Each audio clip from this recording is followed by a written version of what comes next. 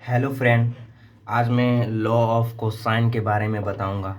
Law of cosine जो है किसी भी ट्रायंगल का, मान लीजिए कि ये ट्रायंगल है और इसका कोई साइड है ए बी सी और इसके कॉरस्पॉन्डिंग एक एंगल है जिसको हम मान लेते हैं अल्फ़ा। तो ये इन चारों के बीच में एक रिलेशन बताता है। ए बी सी और ये एंगल के बीच में एक रिलेशन बताता है। तो that is law of cosine. Cosine इसलिए बोलते हैं क्योंकि यहाँ पर एंगल में एक फंक्शन यूज होता है जिसे हम कहते हैं कोसाइन फंक्शन, इसीलिए हम इसको लॉ ऑफ कोसाइन कहते हैं।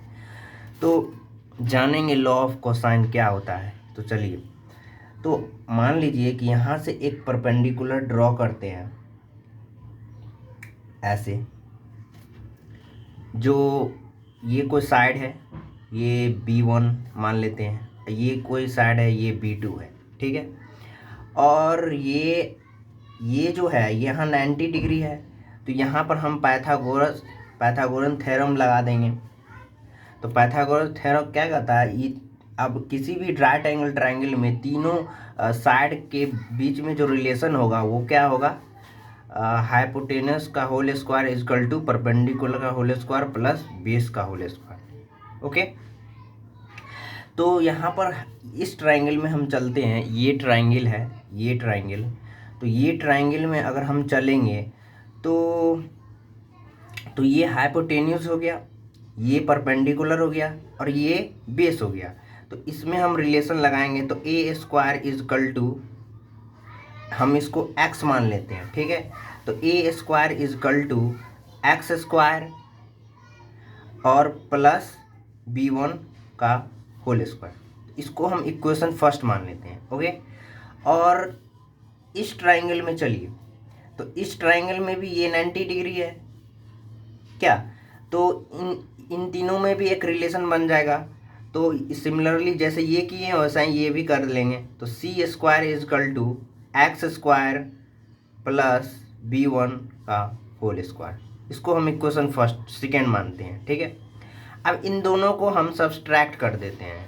सब्सट्रैक्ट करेंगे तो हमको एक नया इक्वेशन मिलेगा, a square minus c square, और ये कैंसल आउट हो जाएगा, ठीक है।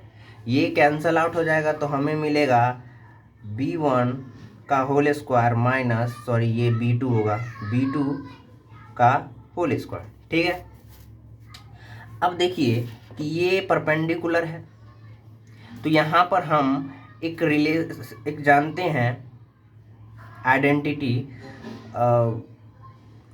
कॉस अल्फा इजकल टू क्या होता है, बेस बाय हाइपोटेन्यूज। तो बेस क्या है, ये है, और हाइपोटेन्यूज क्या है, ये है a। तो B1 बाय a, तो हम B1 को क्या लिख सकते हैं, a कॉस अल्फा लिख सकते हैं क्या। और ये देखिए, अब B2 का वैल्यू निकालते हैं, तो B2 के जगह हम क्या लिख सकते हैं, B2 के जगह हम लिख सकते हैं B माइनस B1। तो B1 का वैल्यू इसमें पुट कर देते हैं, तो B minus a cos alpha, ठीक है। अब B1 का वैल्यू ये है, तो ये वैल्यू जो है ना इसमें पुट कर देते हैं। अब B2 का वैल्यू हमको ये मिल चुका है, तो इसका वैल्यू ये पुट कर देते हैं।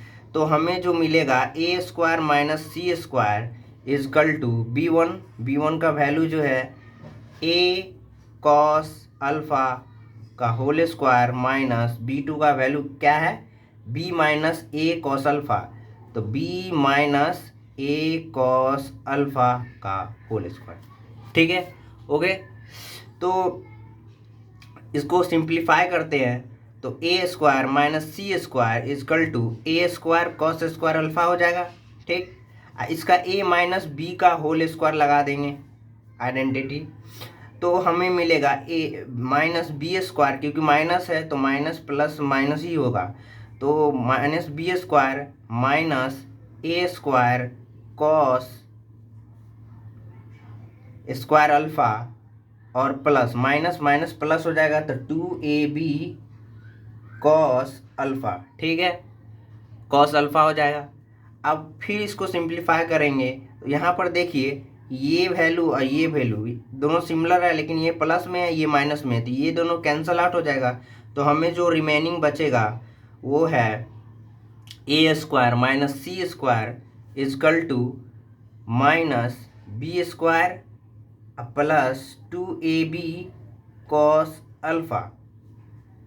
और इसको हम इस साइड ले आते हैं तो हमें मिलेगा c square is equal to a square plus b square minus 2ab cos alpha.